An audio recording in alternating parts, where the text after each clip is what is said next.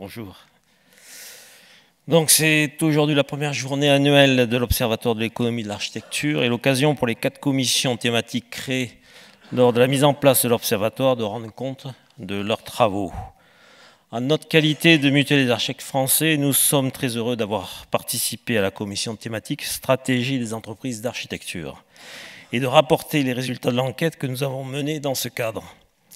Cette enquête, réalisée sur le thème « Où va votre agence ?», a été conduite à l'initiative du ministère de la Culture en partenariat avec l'AMIC, les organisations professionnelles, Ordre national des architectes, UNSFA, Syndicat de l'architecture, Académie de l'architecture, associations architectes et particuliers, sous l'égide de l'Observatoire de l'économie de l'architecture. Les partenaires professionnels que nous sommes travaillons depuis longtemps ensemble au service de l'architecture et des architectes.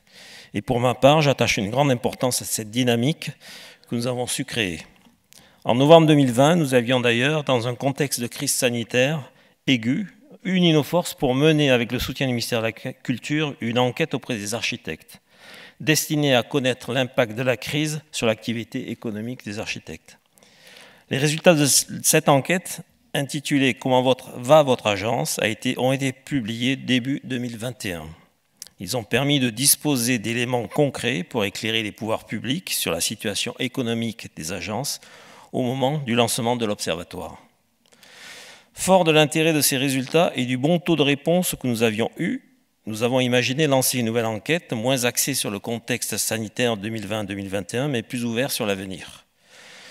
Nous avons fixé 2 objectifs. Tout d'abord, actualiser à 2022 les données recueillies en 2020, en adaptant les questions au contexte économique du moment. Puis, dans une vision plus prospective, connaître la perception qu'ont les architectes des évolutions du marché, analyser l'impact de ces transformations sur leurs activités pour répondre au mieux à leurs besoins, analyser leurs attentes et, dans la mesure du possible, enrichir les travaux de l'Observatoire. L'enquête a été conduite par voie électronique l'été dernier, précisément du 8 juillet au 29 août, et 2064 architectes ont répondu. Ce résultat constitue, compte tenu de la période estivale pendant laquelle ce sondage a été effectué, un taux de réponse tout à fait honorable qui a permis de disposer d'un échantillon représentatif de la profession. L'analyse des résultats a été confiée à l'agence Becoming, qui va nous les présenter dans quelques instants. À ce stade, et avant de donner la parole à Nathalie Lécuyer de l'agence Becoming, il me paraît indispensable, afin d'éviter tout malentendu, d'insister sur plusieurs aspects essentiels. Cette enquête n'est pas une analyse économique réalisée à partir de données neutres et objectives. Il s'agit d'une photographie qui traduit un instant T, à savoir juillet 2022, le ressenti des architectes sur le bilan de leur activité 2021, leur appréhension des marchés actuels et à venir, ou des nouveaux enjeux auxquels ils doivent faire face. Je donne un exemple. Comme vous pourrez le constater, en termes de bilan d'activité, les résultats montrent que les années 2021 et 2022 sont perçus par les architectes comme globalement positives. Ils sont d'ailleurs, malgré le développement de la crise climatique, malgré les conséquences sur le plan économique, notamment de la guerre en Ukraine, plutôt nombreux à faire preuve d'optimisme. 35% en effet tablent sur une hausse de leur activité fin 2022. Et ce, quelle que soit la catégorie d'agence, quel que soit son emplacement géographique, agence de petite taille, de taille moyenne ou de grande taille, située selon les cas en zone rurale, dans les villes moyennes ou dans les grandes métropoles. Le ressenti aurait pu être différent si l'enquête avait été lancée quelques mois plus tard, à la rentrée par exemple. C'est pourquoi les résultats doivent être analysés avec prudence. Néanmoins, et c'est là l'un des grands intérêts de cette enquête, ces premiers résultats permettent d'avoir une vision globale et grande tendance du modèle économique actuel des agences. Quels sont les marchés sur lesquels les architectes travaillent à l'heure actuelle, qu'il s'agisse de construction neuve ou de rénovation, des marchés publics, les MAPA, les concours, ou des marchés privés, logements en particulier? Quelles sont les missions des architectes, missions complètes, missions particulières? Quel est le rapport entre la prestation demandée et la rémunération? Ils permettent également d'avoir une bonne idée de la manière dont les architectes font face aux grands enjeux d'aujourd'hui, enjeux environnementaux et numériques notamment, et de mieux percevoir ce qu'ils appréhendent comme une nouvelle contrainte ou un nouveau besoin. Comme vous pourrez le noter, par exemple, les projets respectueux de l'environnement occupent aujourd'hui une place majeure dans l'activité des architectes. Sur ce point, comme le précise l'enquête, les architectes apprécieraient que l'enseignement initial prenne encore plus en compte qu'il ne le fait déjà l'importance prise par ces enjeux environnementaux et rapproche davantage ces futurs architectes du monde professionnel, ce qui permettrait de mieux préparer leur entrée dans la vie active. Autre exemple, les architectes interrogés ont tous souligné la complexité grandissante de l'exercice de leur métier, liée aux évolutions techniques et réglementaires. Pour y remédier, ils ont bien sûr recours à la formation continue ou encore envisagent de plus en plus de faire appel sous diverses formes à des fonctions pluridisciplinaires. Enfin, s'il est clair que les architectes ont parfaitement intégré la maquette numérique, certaines agences, et notamment les plus petites, hésitent à adopter ce nouvel outil pour plusieurs raisons. Coût élevé du matériel, formation qui prend du temps, etc. et qui crée des contraintes pas toujours simples à surmonter. Tous ces points méritent sans être creusés, enrichis au cours des mois qui viennent, et nous proposons d'approfondir cette première étude quantitative par des entretiens qualitatifs qui devraient nous permettre d'avoir une connaissance plus fine des attentes des architectes en matière économique et d'entreprendre des actions nécessaires pour y répondre. Je passe maintenant la parole à Nathalie Lécuyer qui va nous commenter les résultats de l'enquête que nous avons menée.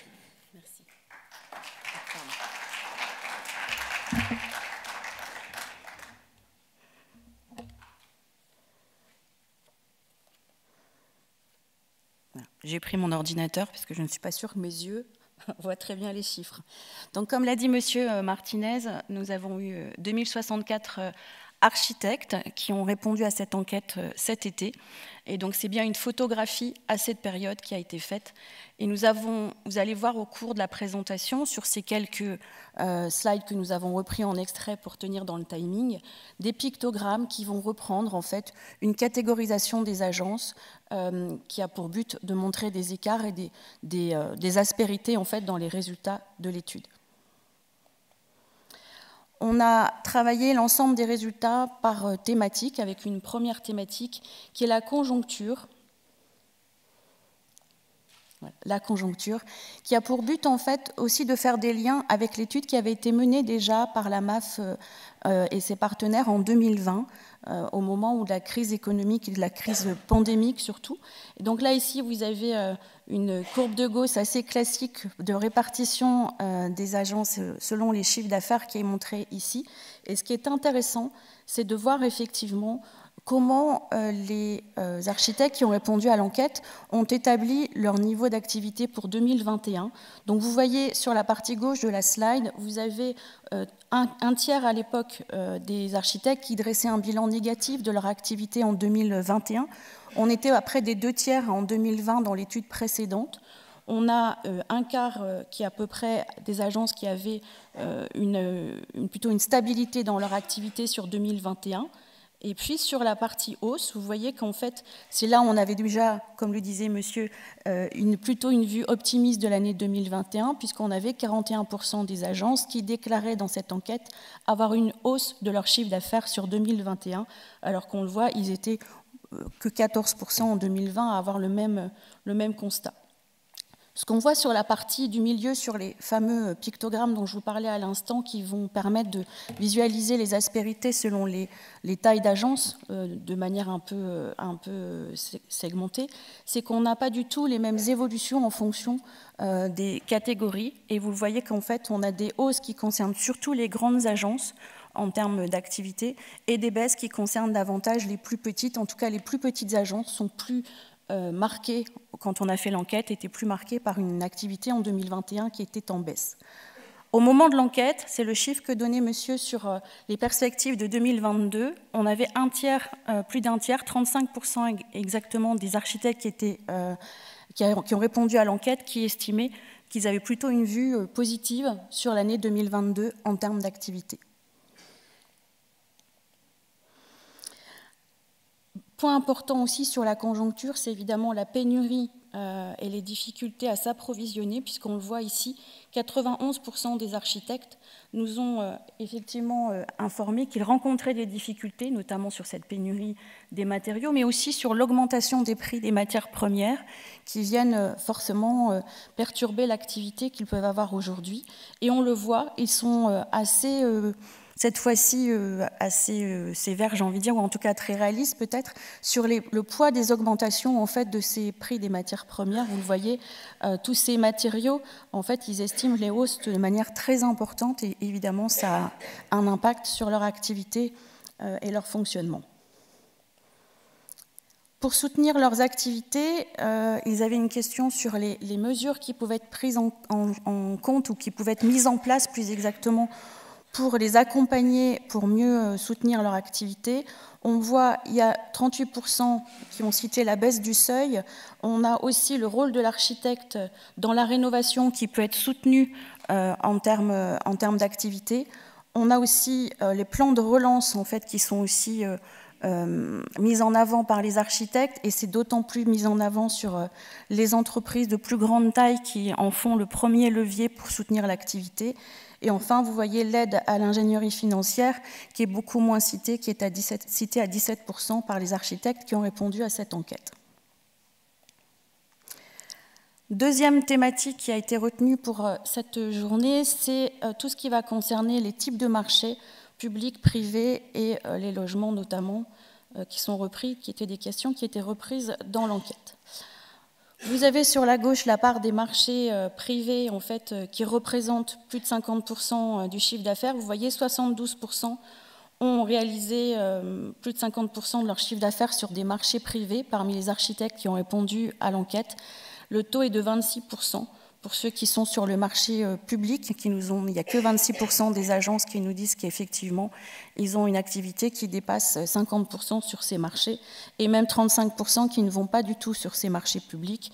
Et vous le voyez que le taux est d'autant plus important en fonction de la taille de l'agence. Les plus petites agences ont moins accès à ces marchés publics, puisqu'on le voit, ils sont plus de la moitié à ne pas du tout y aller. Le logement, c'est une part importante de l'activité. Vous le voyez, plus de la moitié ont réalisé plus de 50% de leur activité dans ce marché des logements. Et vous voyez que là aussi, on a des résultats qui sont différenciés en fonction de la taille des agences, du nombre de salariés qui sont dans les agences, avec une prédominance des logements pour les agences plus petites. Et vous voyez sur la partie droite qu'on a les 3/4 en fait des entreprises d'architecture qui nous disent qu'ils font des opérations majoritairement de moins de 20 logements. On a évidemment des chiffres sur des quantités, des volumétries plus fines. Le logement social concerne surtout les grandes agences, puisque vous le voyez ici dans les chiffres, c'est assez clair. On a 37% qui réalisent des opérations dans le logement social, et vous voyez qu'on passe de 21 à 76% des agences en fonction de leur taille qui sont présentes sur ce marché du logement social. Et sur le chiffre de droite, vous voyez qu'on a 12% des agences qui réalisent plus de la moitié de leur activité sur ce logement social.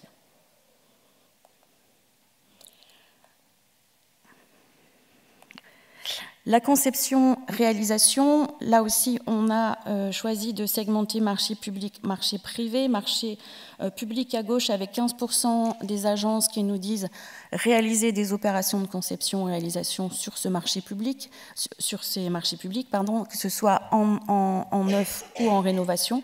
Ce taux est de 30% sur les marchés privés, c'est le chiffre de droite. Et vous voyez qu'en fait, pour 44% des agences d'architecture, on a une position plutôt défavorable sur l'évolution de la conception-réalisation sur le marché français. Les missions sur les marchés de réhabilitation, ce sont ceux qui sont jugés aujourd'hui les plus porteurs. Vous le voyez quand on leur a demandé, il y a la part de ceux qui pensent que ces différents marchés vont être en baisse et ceux qui pensent que ça va être en hausse. Donc vous voyez déjà visuellement qu'on a des perceptions de hausse qui sont supérieures aux perceptions de baisse. En fait, dans les résultats, les soldes sont toujours positifs et montrent qu'il y a quand même une évolution plutôt de marché positif, hein, même si on a vu la slide précédente qu'ils étaient pas forcément sur certains sujets optimistes. Là, on voit qu'en fait, ils estiment que ça va être un marché qui va être porteur en conception-réalisation sur cette partie, notamment réhabilitation, qui est plus forte. Les missions, comme cela a été évoqué, en fait, on a des questions qui concernent ici les missions qui sont réalisées par les différentes agences, et vous voyez que les missions complètes sont plutôt celles qui sont le plus réalisées aujourd'hui, plutôt la ligne de conduite, on a 93%. Et vous voyez, on a aussi des résultats qui vont être différents en fonction du nombre de salariés qui sont dans ces entreprises.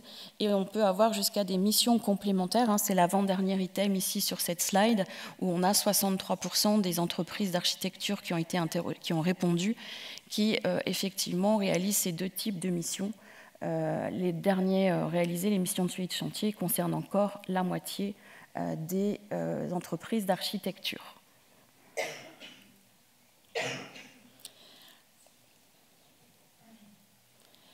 Alors, sur les entreprises d'architecture, aujourd'hui, comme on le disait dans l'introduction, ils vont aller chercher des fonctions pluridisciplinaires. Donc, vous voyez, dans les 5 dernières années, ils y sont allés de manière plus limitée. On voyait un 7%, ils les ont recrutés, 15%, 14% pardon, sont allés chercher ces fonctions en les externalisant, et puis d'autres en partie en faisant des partenariats. Dans les 2 prochaines années, vous voyez que le recours est plus marqué en allant travailler sur des partenariats. Vous voyez, le taux est presque 2 fois plus élevé que ce qu'on a eu dans les 5 dernières années et qui montre justement cette volonté d'alliance pour aller chercher des fonctions qui aujourd'hui ne seraient pas intégrées pour pouvoir travailler sur l'ensemble des missions qui aujourd'hui concernent les entreprises d'architecture. On l'a vu sur les attentes en fait en matière de formation. En fait, on a aussi eu des missions, en tout cas des différentes fonctions qui peuvent être intégrées dans les 5 dernières années. Vous voyez avec premièrement l'ingénierie et tout ce qui concerne l'économie, les économistes plus précisément. Vous voyez qu'on reste sur des tendances assez proches pour les 2 prochaines années. Aller chercher des formations, enfin des métiers en tout cas, comme les ingénieurs et les économistes, pour les intégrer dans les entreprises d'architecture. Et on voit qu'on a des tendances qui restent lourdes pour les 2 prochaines années sur cette intégration de ces nouvelles fonctions et donc potentiellement de ces matières qui ont du sens dans l'activité. Alors les nouvelles missions comme le conseil, l'expertise ou les démarches participatives sont amenées à augmenter, hein, vous le voyez largement quand on leur demande si toutes ces missions, ces nouvelles missions vont baisser ou augmenter au cours des prochaines années. Vous voyez visuellement qu'on a toujours plutôt plus de missions, notamment sur le conseil par exemple, sur les expertises. Et vous voyez donc en fait sur ces 2 premiers critères, on a des hausses qui sont 30-39% et des baisses qui restent très marginales. Et puis comme vous pouvez le voir, certains n'ont pas du tout d'activité sur ces missions, mais globalement on a plutôt une vision positive sur ces nouvelles missions qui vont être mises en place, qui sont mises en place aujourd'hui. La rémunération, autre volet qui avait été repris dans le cadre de cette étude, on voit en fait que globalement, les taux sont plutôt stables en termes d'honoraires. Ce sont les missions complémentaires qui vont permettre pour une très grande majorité des entreprises qui nous ont répondu d'augmenter ce taux d'honoraires. L'ajout de ces missions est donc un élément aussi qui permet d'augmenter la rémunération. On voit aussi quand même qu'il y a un quart des entreprises d'architectes qui nous dit avoir eu un taux moyen d'honoraires qui a baissé au cours de la période précédente sur 2021. Aujourd'hui, on a à la fois l'utilisation du forfait et du pourcentage, et puis quand on a effectivement une partie aussi des entreprises d'architecture qui va travailler au temps passé pour utiliser ce mode de calcul pour travailler sur les honoraires au forfait. Sur les ressources humaines, on a dans notre échantillon, comme on l'a d'ailleurs sur l'ensemble du tissu économique en France, plutôt des entreprises avec un nombre de salariés qui sont soit pas du tout dans notre salarié, c'est le premier histogramme, 57% des agences qui nous ont répondu n'ont pas de salariés, mais ensuite on a 80% qui ont 0, 1 ou 2 salariés dans notre échantillon. C'est aussi ce qu'on retrouve en termes de tissu économique quand on travaille sur l'ensemble des secteurs d'activité en France. On est assez proche de cette dynamique économique. Les tendances sont plutôt à la hausse des effectifs quand on prend les différentes thématiques, notamment sur les études, vous voyez, où on a 24% en fait, des entreprises d'architecture qui estiment que sur ces études, les effectifs vont progresser, alors qu'ils ne sont qu'une petite dizaine de pourcents à penser qu'elles vont baisser. Donc là aussi, on voit sur les 2 premières missions, les études et les chantiers, on garde un solde positif en termes de tendance augmenter les effectifs sur ces missions, et ce qui est moins le cas sur la partie administrative, et encore moins le cas sur la partie BIM, où vous voyez qu'on a même un solde négatif en termes de recrutement sur cette activité, sur cette mission liée au BIM. On a 10% de ceux qui nous ont répondu qui sont des auto-entrepreneurs. Donc en moyenne, ils ont effectivement un chiffre d'affaires inférieur à 50 000 €, plutôt en hausse dans l'activité. Et puis leur difficulté principale, c'est évidemment de former, de financer la formation et l'équipement du BIM. C'est les difficultés qui nous ont remonté dans l'activité. Petit point sur les femmes, il y a une longue intervention sur ce sujet. On avait des questions justement sur la part des femmes diplômées en architecture dans leurs entreprises. Donc un tiers des entreprises qui nous ont répondu ont indiqué qu'il n'y avait pas de femmes parmi effectivement les architectes dans leur entreprise. Et on a aussi un chiffre plus mitigé sur la part des femmes qui sont associées dans les agences d'architecture, quand il y a effectivement des associés. Pour ceux qui sont concernés par ce mode de fonctionnement, on n'a que la moitié des agences où il y a des associés qui ont des femmes associées dans leur activité. La formation. Donc on a 25%, j'ai envie de dire seulement, des architectes qui estiment qu'aujourd'hui la formation initiale est adaptée aux évolutions de leur métier. On l'a vu, ils font appel souvent à des partenariats où ils vont chercher des nouvelles fonctions pour compléter leur activité et répondre à l'activité. Donc on voit ici, cette formation initiale, elle a clairement, selon les architectes et les entreprises d'architectes, nécessité à être adaptée, en tout cas, aux nouveaux enjeux de la profession. Dans les compétences qui sont attendues pour justement développer en priorité, on va retrouver des compétences techniques d'abord. Tous les enjeux climatiques, c'est important, ça a été cité en introduction, ces enjeux climatiques, et on va le voir après sur des actions qui sont déjà mises en place par les entreprises sur des matériaux géosourcés, par exemple, ou sur le réemploi, sont des enjeux qui sont déjà dans l'activité aujourd'hui et qui ont besoin d'être ajoutés au sein des formations initiales de ces architectes. Ensuite, on va retrouver les compétences juridiques, puisque c'est aussi une profession réglementée sur laquelle les normes et les réglementations sont importantes, et donc ces compétences sont également jugées très importantes à développer dans la formation initiale. L'activité, vous le voyez, très largement, majoritairement, est jugée plus complexe dans sa mise en œuvre aujourd'hui.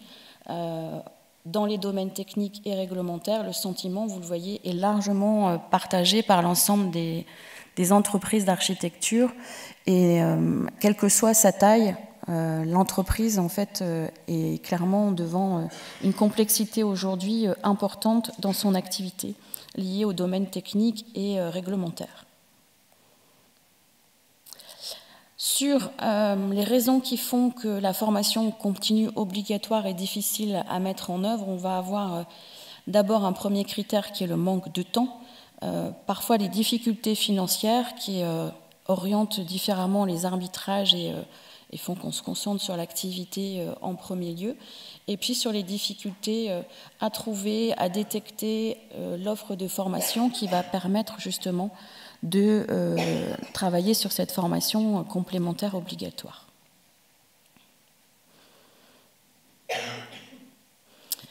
Le numérique, on a un tiers des agences et des entreprises d'architecture, 35% exactement, qui nous ont dit avoir recours au BIM. Vous voyez que les résultats sont très segmentés en fonction du nombre de salariés et de la taille de l'entreprise d'architecture concernée, avec une utilisation qui est corrélée directement à la taille, c'est ce qu'on nous disait aussi en introduction.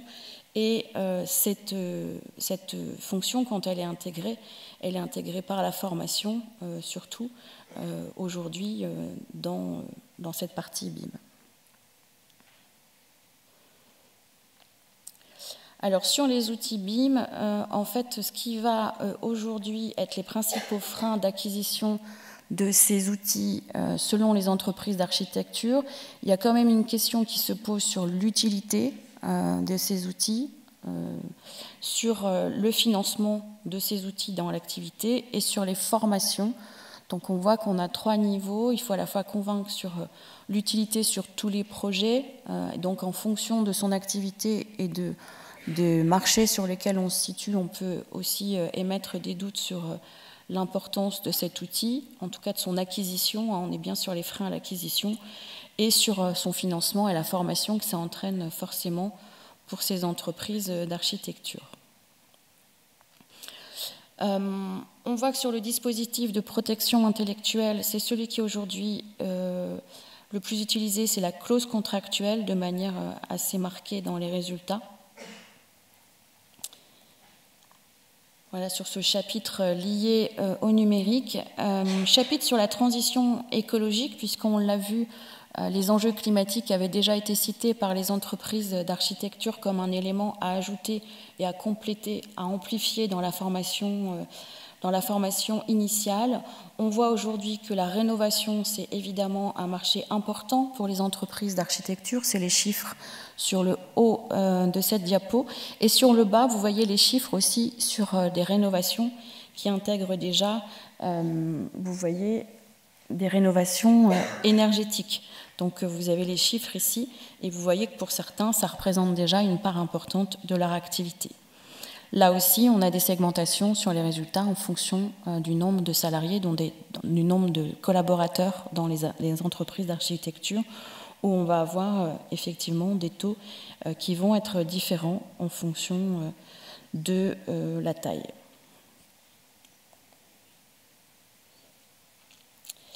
Sur la rénovation, restructuration, vous voyez, elles sont pratiquées par quasiment la majorité, enfin quasiment l'intégralité, devrais-je dire, des entreprises d'architecture, hein, puisqu'on en a juste 6% qui ne le pratiquent pas.